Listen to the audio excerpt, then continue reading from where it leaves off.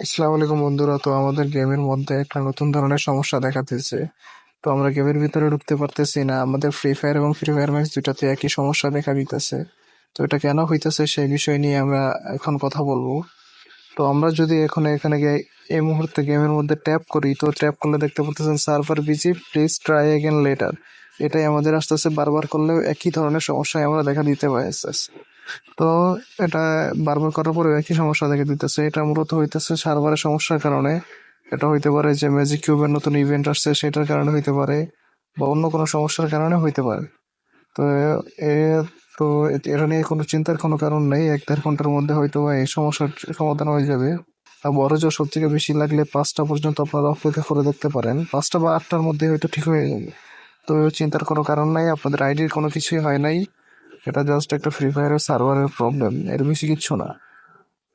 আপনারা বারবার চেষ্টা করবেন না, বা ভিপিএন টিপিএন লাগিয়েও দেখবেন না, কারণ ভিপিএন লাগালে হবে না। ধন্যবাদ।